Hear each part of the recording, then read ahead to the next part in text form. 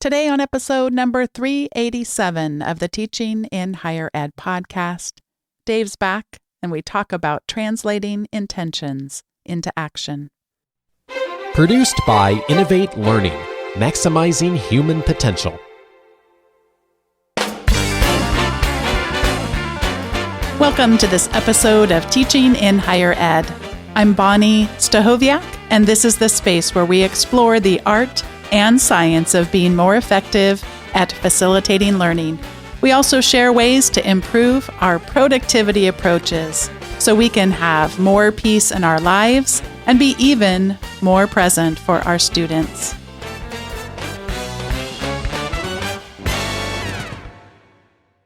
The mental, physical, social, and emotional loads most of us are carrying have increased so much since the pandemic hit in early 2020.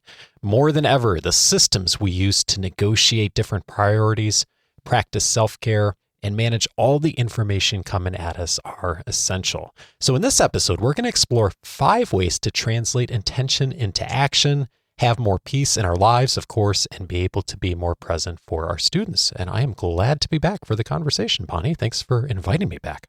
Dave, I am a person who wrote a book about productivity and a person who is now ashamed about having written a book about productivity.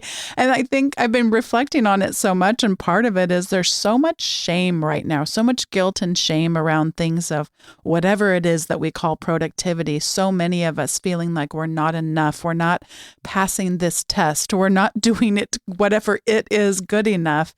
So that's, I wanted to sort of start out with really us being gentle with ourselves. And part of that is I think people really subscribe to a lot of myths about productivity, and especially if they read content about it or listen to people like you and I talk about it, there's really some myths here that I think we should try to dismantle before we even talk about what these 5 messy, imperfect recommendations might be.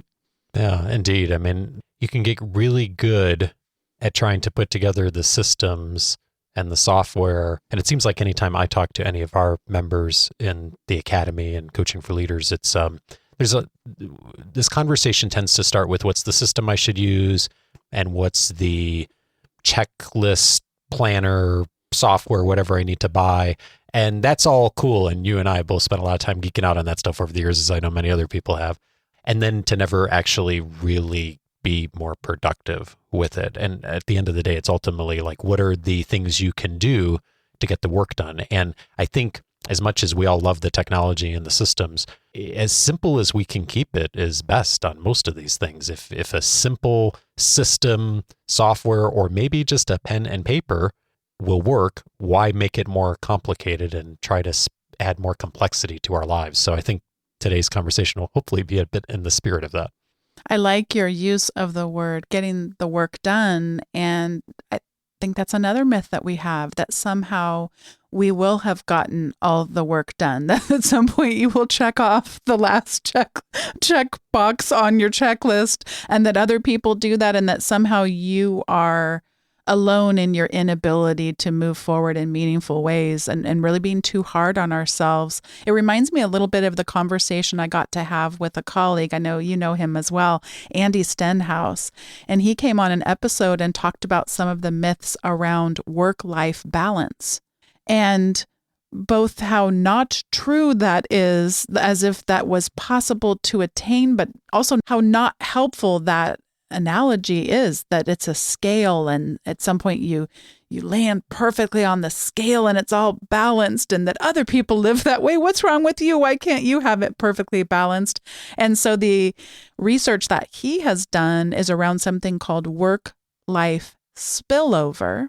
And I think that's something we can, both certainly the 2 people recording this podcast and probably many people listening to it, can envision the ways in which our work and our personal lives spill over into one another in both negative ways, yes, but he shares about also in positive ways. And I find that more helpful to think about in terms of productivity rather than thinking about this binary thing we got it or we didn't. We're perfect or we're not. We're doing all the stuff or we're not. And as you said, David, we have the perfect tools that are working perfectly all of the time or not, to think instead about the roles that we play. And this is how I start a lot of conversations around productivity, is talking about that at my work, I'm a dean. So I consider that my role would be a leader. I'm a podcaster. So I think about my role would be, in that case, a teacher. And I'm a professor, and of course, in that role, also a teacher and a learner. And then I'm a parent, and I'm also a partner. And Dave, what are some of the roles that come to your mind as you think about your life and the ways in which the different roles may spill over in positive and negative ways into each other?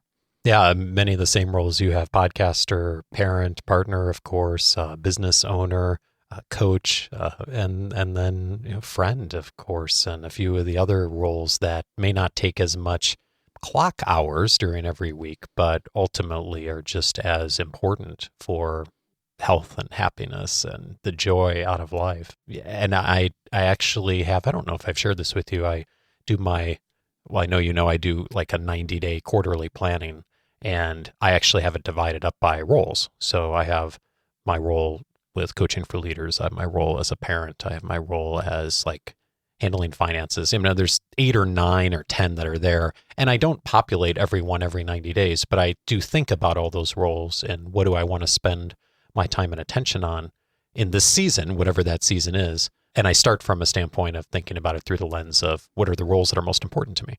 There's some ways in which we can do this and should do this with intentionality. So you talk about having that plan for the upcoming weeks and months. And then there's life happens. And you recently had your grandmother pass away. And that meant that while you were only gone for a relatively short period of time, 36 hours. That could certainly throw a person off, given that you and I don't have a lot of margin in our lives at this particular juncture. So yeah.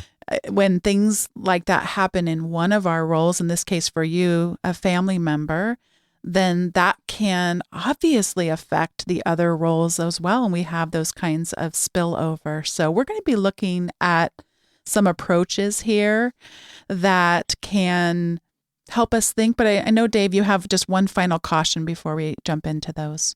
Well, actually, I was thinking about a really beautiful fable that I heard a while back. And it's a fable about the founder of Aikido, a sensei.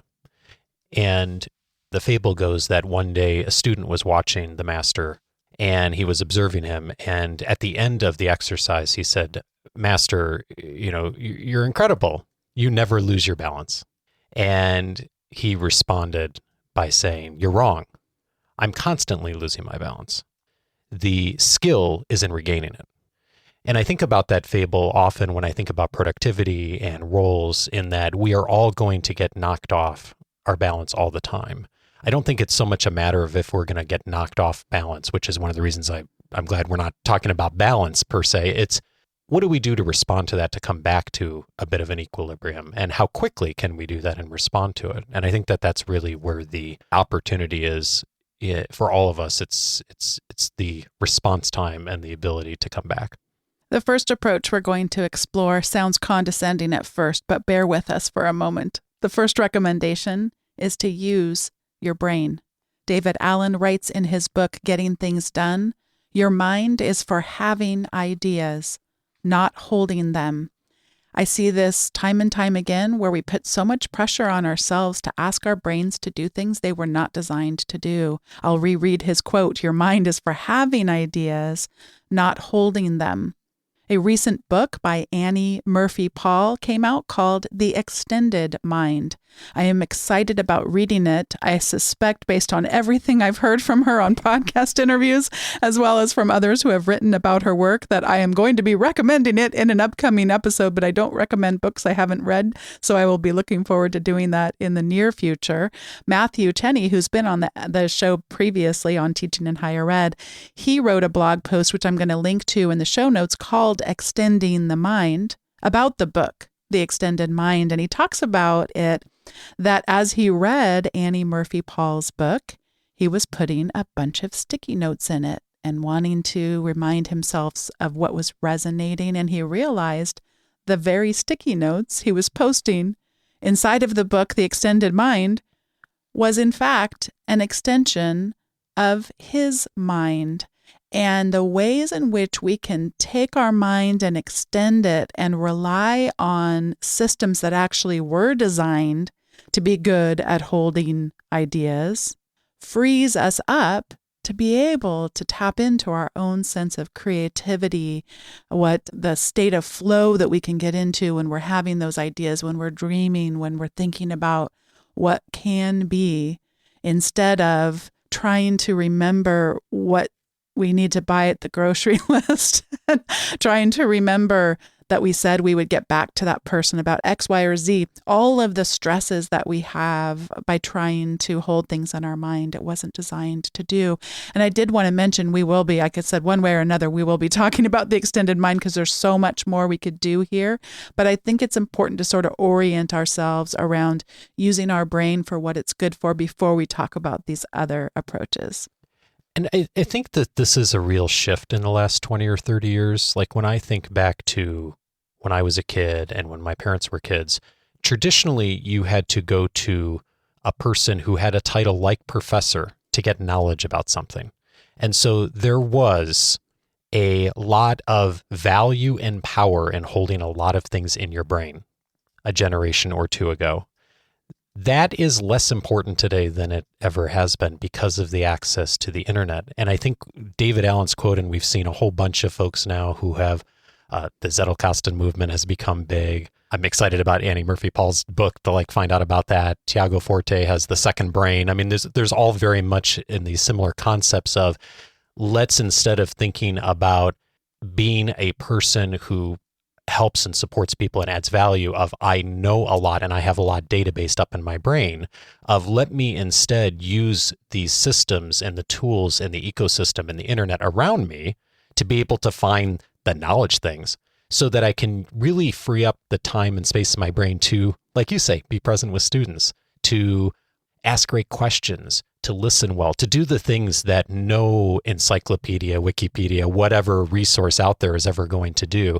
And I think that that's a real shift for the academy. And I say academy and higher education institutions, is that I think the opportunity for educators to be able to move away a bit from that traditional thinking of I need to have all the answers to let me see if I can do a better job of asking questions and being present and to use the resources around us. And I think that really speaks to the spirit of David Allen's quote and so many of these other folks who are thinking about how do I really free up my brain to use it for the things that will help to do the things that the internet's never going to serve.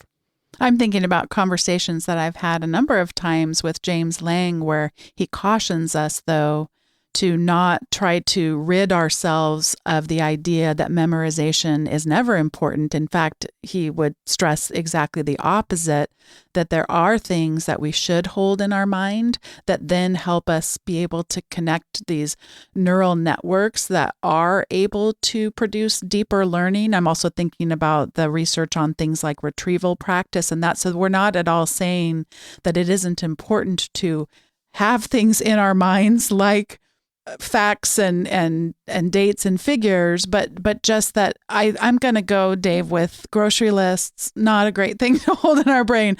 Remembering to tell our 7-year-old to make sure that she brings something with her on Thursday, and then our son on Friday has the clarinet that needs to come. Those are the kinds of things I'm not sure are going to produce a tremendous amount of value in my mind, as opposed to tools that can help me be better at that. I know we're going to be getting to some of that a little bit later on as well. Yeah, no, I think it's a great distinction, is to be mindful about what are the things you're trying to hold in your brain. And if it is all the 29 things that have to happen logistically to get kids to school this morning, or to file whatever report, or to do whatever expense thing, that's not really high value space for your brain. Use your brain for the things that are actually much more high value in the spirit of James Lang's message. Our second approach here is to get some tools. And in getting things done, David Allen says, all we need are lists and folders. I believe that getting things done has been criticized. I would say probably rightfully so, Dave, that it can be confusing, complex. People can seem overwhelmed. I think especially because sometimes when people might reach out for a book like that, they might be in such a state, like you talked about a little bit earlier, Dave, just looking for the one quick fix. If only I had this thing that could fix all of this for me, and it can seem overwhelming. But I want to explain a little bit about what he means and what he talks about when he says all we need are lists and folders. So he really breaks it down into 3 categories of tools. One would be what he calls a next actions list. I generally call these a task list, and I generally keep my task lists in the same place as I keep my project list. So I've got a list of projects and then a list of, again, what he calls next actions, which is what's the next thing that needs to happen to move this forward closer to done. I don't think he talks enough about that. Generally speaking, Dave, I don't know if you find this to be true. I've got like a lot of things I'm thinking about that need to happen to move things forward. So I capture those ideas. I don't literally only focus on the one next thing that needs to happen. Sometimes you have to do that if it's a nebulous project, but there are, set this up and do this, especially if it's something that has been done previously. But when he says all we need are lists and folders, he means, well, we're going to need something to keep track of our tasks. We're also going to need something to keep our calendar stuff in. So he thinks we need a calendar, which essentially, he points out, a calendar is really just a list. It's just arranged often graphically, where it might be arranged where you see a list of things on today, or you see a list of things on a week view or a month view or a year view. But essentially, a calendar can be things of time and or day-bound specific items. I'm going to meet someone for lunch from 12 to 1 is going to go in my calendar. It's going to work a lot better there than going on my task list, because time-bound things go on a calendar. Now, I know both you and I, Dave, will do what's called time blocking. So we'll look at a task list and we'll say, hey, wow, I got to make sure that I get out. Both you and I send out a weekly email to people that are in our podcast communities. Mm-hmm. And if you're going to finish that in some of the weeks that we have, you're probably going to need to block out time just so that you're aware.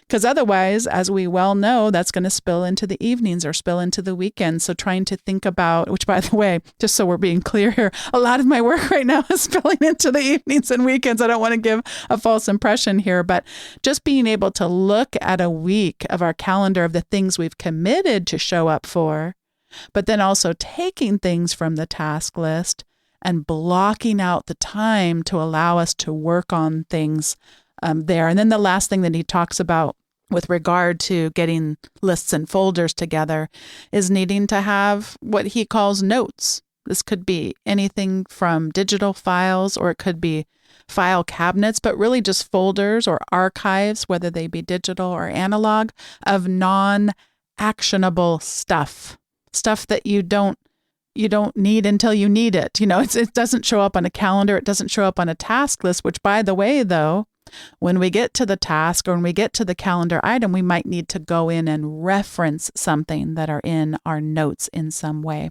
I think the 2 things I'd add to this list is that, I don't know about you, Bonni, but I tend to run my day off my calendar almost entirely. I will sometimes go a day or 2 without even looking at my task list, because I use the calendar to actually make the decision on the next action. I actually block whatever that is in my calendar. So that's just a hack that's worked well for me. The other thing that I think is, maybe you sort of said this, but that David Allen doesn't necessarily have a separate tool for this, I'm not sure, but is the capture point, like what's going to capture things. And for me, I use an app on my phone, and I know you use it as well too, Bonni. It's on Macs and iPads. I believe it's Apple only. It's called Drafts. And it is a very simple app. I mean, you can do some powerful things with it, but all it does is basically opens up a screen to a cursor, and you can capture things really quickly, and then it just saves it. And I found that to be really useful for capturing ideas, tasks, things that will become actionable later or not. Sometimes I'll go through there and just delete things that aren't actionable, but anything that comes into my brain that I don't want to forget, I will put in drafts, and then I have points, throughout the week where I'll then go and decide if those things need to be actionable or need to be databased in some way. And then I guess one other thing I'll say on this, you asked me earlier, or prompted me about like a warning, and I don't think I ever looped back to that. The warning I guess I'd have as we talk about all these things is don't try to do all of this, right? This has been, I mean, we've been developing these systems for years. And as Bonnie's alluded to, we're certainly not perfect and in fact struggle with these all the time. So as we're talking through some of these ideas, I think our invitation to you would be pick one that resonates with you, that seems like fun and joyful to start with. And if you start there, then that will be a really great place to begin. And you'll figure out something as you go. You'll either figure out it doesn't work for you, or you'll say, hey, that's ridiculous running my day off the calendar, but actually the task list works great for me. And at the end of the day, like you said, Bonnie, there's no award. Like no one shows up with like, hey, congratulations, you win the productivity award. The goal is to get stuff done. And so whatever works, I mean, if Post-it notes work, if drafts works, if pen and paper works, if a fancy planner system works, I've seen so many different kinds of systems that have worked for people that I would think would never work for me, but work for others. And I've also seen tons of people over the years with really fancy systems that don't really get much done because they spend too much time thinking about the systems and always going on to the new shiny thing, and they're not really spending the time doing the work. The third approach that we would like to share with you is to put it away. And by this, we mean having a place for things. And you just talked about that warning, Dave, and wanting us to pick one thing that resonates with you. Something that I have found really brings a lot of joy to people is to separate the ideas that we have about, wouldn't it be great to do X, Y, or Z? Wouldn't it be great to read this book? Someday I'd like to try out this technology. In fact, I'd like to try out this drafts app, that people come across all the time with things that are what I would call little small dreams. I don't want to sound overly dramatic, but I mean, they're not really stuff that we're committed to doing. So much of these ideas can come to us, especially when you're working in contexts like we are, where you're just surrounded by opportunities to learn and explore things. It can be both exhilarating and it can be overwhelming. So David Allen recommends setting up what he calls a someday maybe list. And the someday maybe list might be trips that someday you might like to take.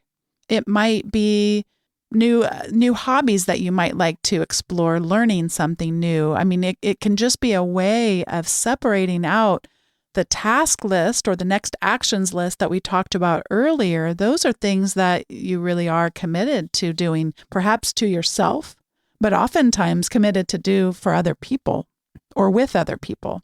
The someday maybe list is an area where you can keep these dreams, big and small, separate from a task list so that it doesn't become overwhelming. Your task list doesn't become meaningless to you, but it is so energizing. You talked about something that would bring you joy, Dave.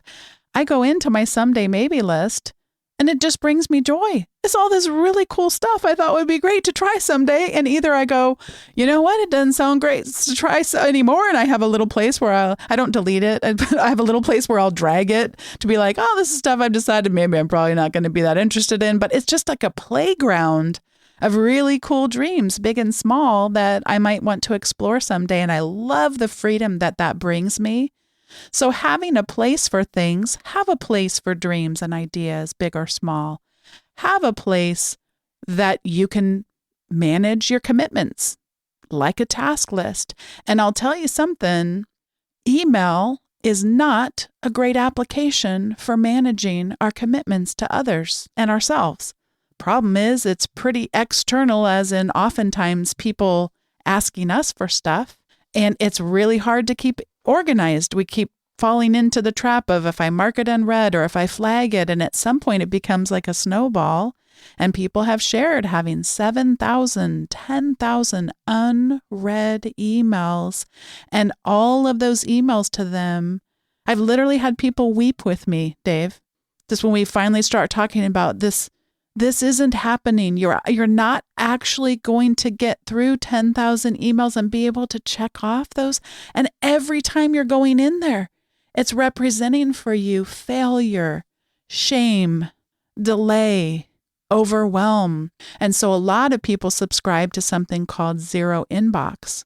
And the idea that we transfer things that will take longer to do into a task manager so that we can look at those things. In fact, most of the systems will allow you to even email yourself a task. Dave and I use one called OmniFocus, and we have a special email box that we can email tasks straight from email into that system so that we can look at those commitments in relations to the commitments we have to ourselves, some of the longer term, deeper work that needs to happen beyond just the, generally speaking, transactional nature that in email inboxes can become. Some people criticize the zero inbox because they think of it as too legalistic. And I sort of get that and don't all at the same time, because I think it's like treating it as if you got to zero inbox that somehow you actually keep it zero inbox. So it's kind of, I think generally at some point it is a goal to have that it gets down to zero at some points. Now that at some points to me depends. Are we having a pandemic or not? Are we, what kind of a week am I having? But I do find a great deal of peace when things have a place and when I'm using tools for what they were designed to do. And email applications were not designed to be task managers.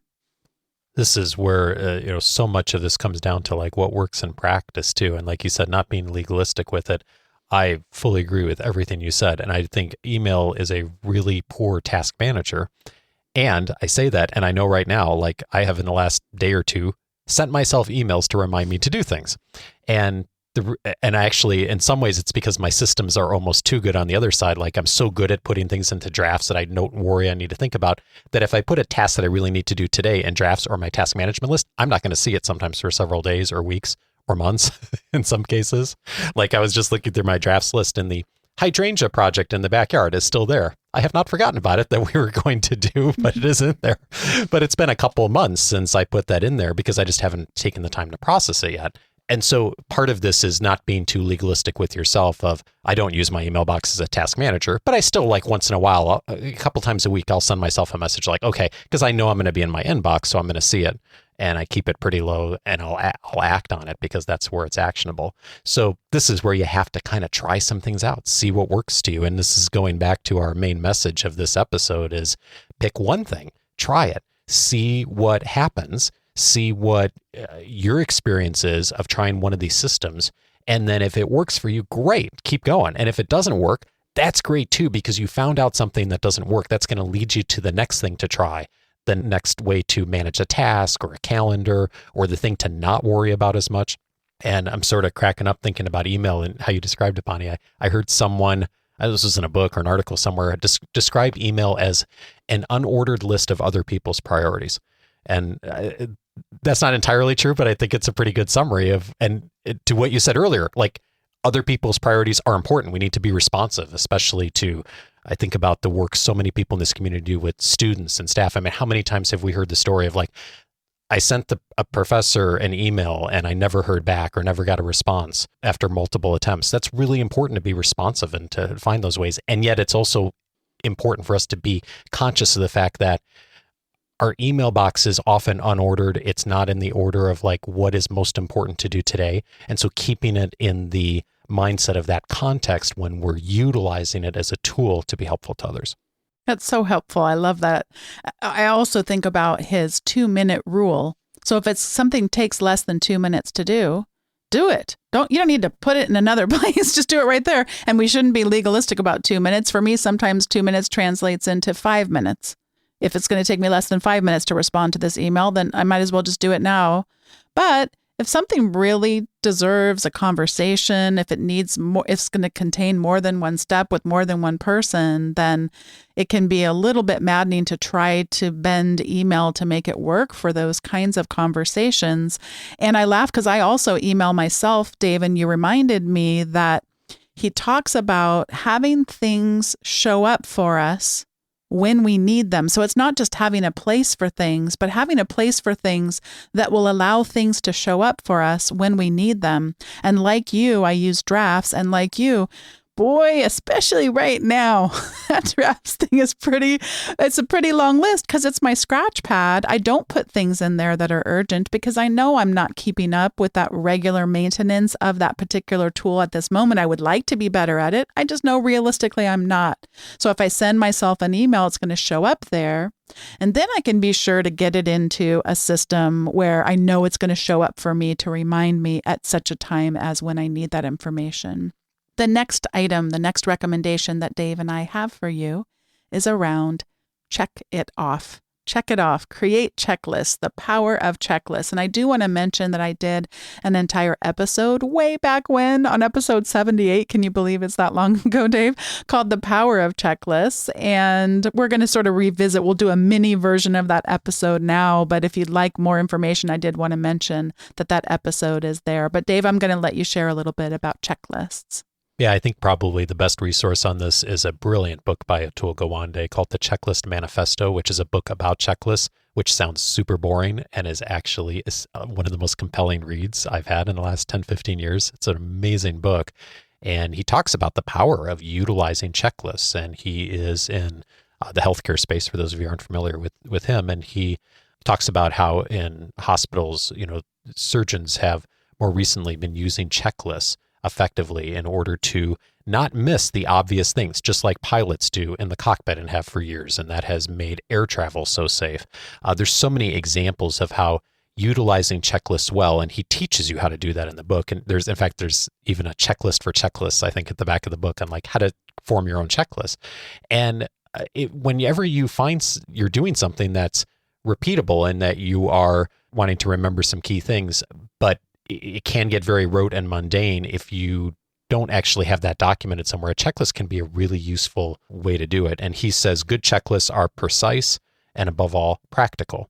So where we've been utilizing this most recently in our house is we were doing, I think, pretty good with like getting kids ready for school in the mornings and all that before the pandemic. Like generally we would have our systems and we'd remember what has to happen in the morning, but we were kind of like I think for both of us, like just at the level of cognitive load where it was really complicated every morning, but enough that you could keep in your head. And then the pandemic happened. And now in addition to all the normal things of getting ready for school in the morning, we need to make sure everyone has masks. We need to make sure temperature checks have been done. Our school you have to actually submit temperature checks before you even arrive to school on an app.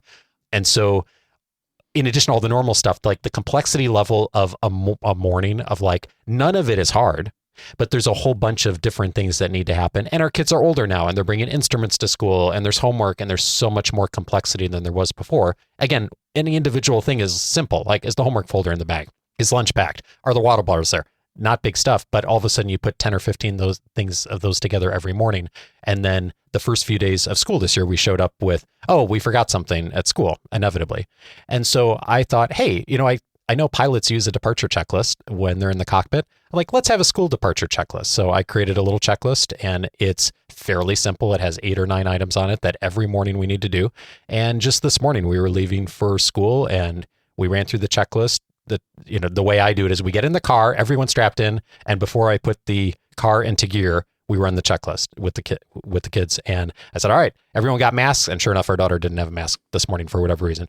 And so she went back in and got it and came back and we had everything. And we've been doing that consistently and it's worked out great. And that way, I don't think we've forgotten anything in 2 months going to school, which is amazing. That's a great track record.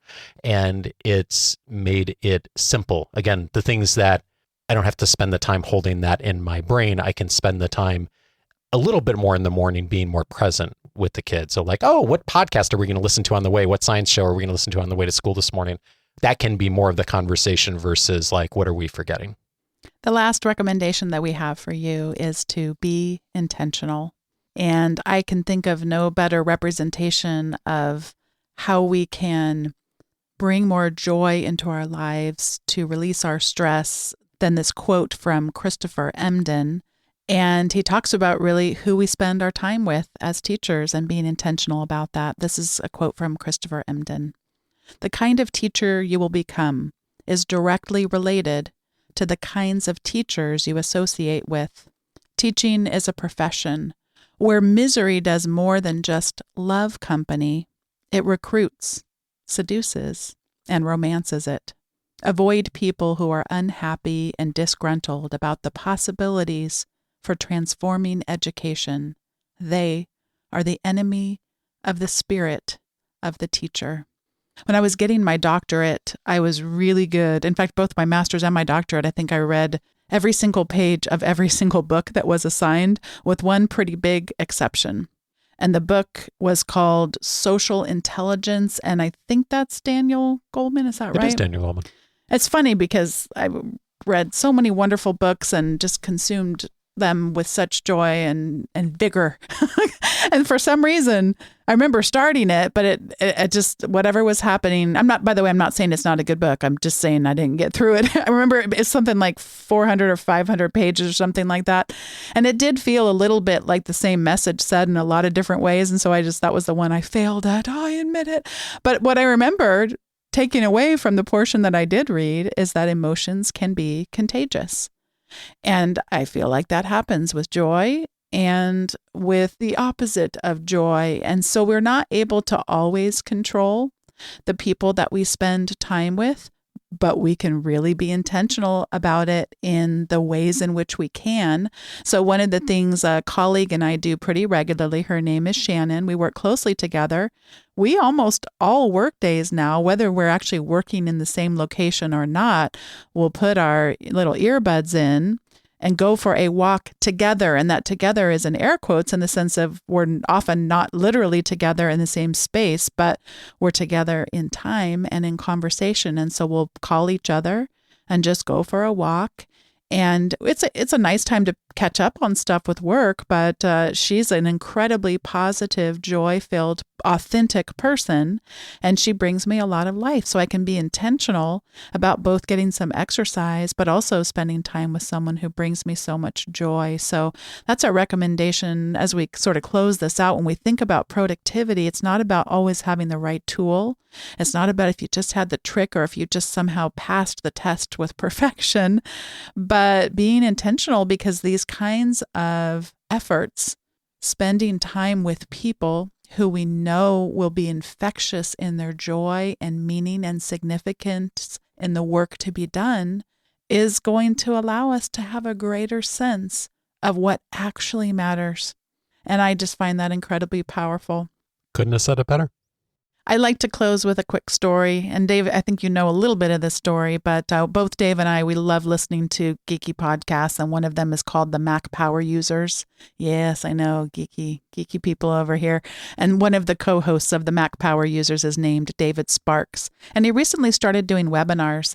And he offered a webinar, something like Taming the Email Beast or Taming the Email Monster or something like that. And you want to bet that I saw that and I was like, boom, I'm enrolled. I can't wait to be there. And I had such a ball geeking out with him on that webinar. I think it was about 45 minutes or an hour or something. And he's going through talking about all these ways of automating email where you don't even have to pick up your mouse. You can just, through keyboard shortcuts that you program in, move them into the special folders. And he talked about creating rules and all these different apps and processes and all this stuff. And I was at my most geeky self, just drinking it in like candy. He even talked about something called Stream Deck, which I have a Stream Deck, and it's like a separate apparatus you can connect to your computer. So you've got your keyboard, you've got your trackpad or your mouse, and you've got a Stream Deck, and it has buttons, and you can make those buttons do things, and you could have screens and screens of buttons. And so now not only can I like program my email through the shortcuts, but it could also push a button over here. And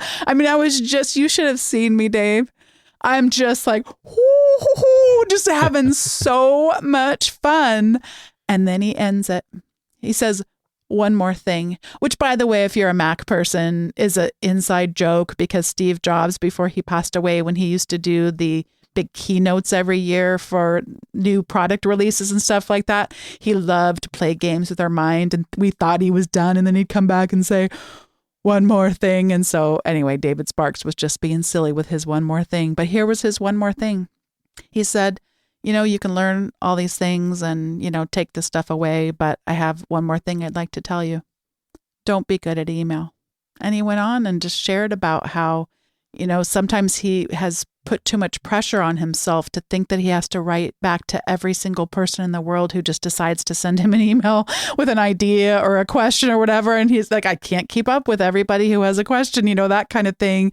And that he's recognized he's not going to be perfect at this stuff. And even if he tried to be perfect, like he got some close to some approximation of perfect, it comes at a cost. And it comes at a cost of the things he really wants to be good at in life. He wants to be a good partner. He wants to be a good parent. He wants to be a good leader and all of these things. And that if we get too wrapped around perfection on these kinds of things, he just encouraged us to be good at other things. I love it. So in terms of being good at email, though, if you actually did want to be good at email, today's sponsor happens to fit perfectly. And I promise I didn't plan it that way, even though it totally seems like I did. Dave literally had to point it out to me. Did you realize that today's episode actually fits perfectly? And no, I didn't realize it until Dave pointed it out. Could very easily be your one action, because actually SaneBox does make both of our lives a lot easier on organizing our email every day, and definitely saves both of us time every single day on prioritizing. Today's sponsor of the episode, again, not planned, just happens to be SaneBox. And SaneBox is a service that allows you to have their artificial intelligence sort your email incredibly smartly. So it will take just reading the headers of the emails through their artificial intelligence will sort things into Sane Later folder, for example. Emails that could be read later and don't necessarily need to show up in your inbox where some of the more important stuff might show up. They have a Sane News folder that you can activate where newsletters and subscriptions like that will go into. They have all kinds of ways you can trick it out, including you could ask it to remind you in 3 days, or you could snooze an email and have it pop back up. You could be reminded if someone hasn't replied to an email in 3 days. I mean, all kinds of ways that you can use SaneBox in order to spend time reading the emails that really are more important. And it's super easy to train if it ever gets it wrong. It cracks me up though, Dave, because I just literally can count on one hand. I mean, over all the years I've been using it, just hardly ever gets it wrong. But if it does, all you do is just drag it from where it was into where you'd like it to show up, and it learns that way. It's very, very smart. So if you'd like to check out SaneBox and take advantage of an offer they have for Teaching in Higher Ed listeners, you can head over to sanebox.com/TIHE, as in Teaching in Higher Ed. Again, thanks to SaneBox for sponsoring today's episode, and I encourage you to head over to sanebox.com/TIHE to learn more. This is the time in the show where we each get to make our recommendations, and my recommendation is pretty simple. Pick one thing that Dave and I talked about that will kind of started to spark something in you, that maybe it'll bring you a little bit of joy. Maybe it will bring you a little bit of peace, and just do the one thing. And my recommendation is just start with the checklist. Start with something, the 1.0 version of it, and also start with the intention of, if you start a checklist, you're not going to nail it the first time. And so start with the draft, see how it works, add to it. I've done this for years with packing checklists. I have a big master packing checklist, and inevitably something happens once in a while where we go somewhere and I say, oh, that really should have been on my checklist all this time. And then I just go open it up, add it in, and then next time it's an even better checklist. So whatever you start, whether it's a departure checklist for school in the morning, or a packing checklist, or a checklist for something you're regularly doing and you maybe are going to forget a task, start there and then go in it with the intention of make it better. And as you find things that need to be added, add on to it as you go. Thanks, everybody, for listening to today's episode of Teaching in Higher Ed 387. If you'd like to see the show notes for the episode, you can head on over to teachinginhighered.com/387. But I'll do you one even better. Consider subscribing to the weekly update, because if you do, you're not going to have to remember to go over to that link in order to see the show notes. You can have them arrive in your inbox, or, if you subscribe to the SaneBox, they could go into your Sane Later, but I'd really rather it go into your inbox. I'm kidding. And you can get quotes from the show. You can get other recommendations that are over and above what Dave and I shared today. And it's just another way to connect with the Teaching in Higher Ed community. So if you'd like to subscribe, head on over to teachinginhighered.com/subscribe. And thanks, Dave, for joining me on today's episode.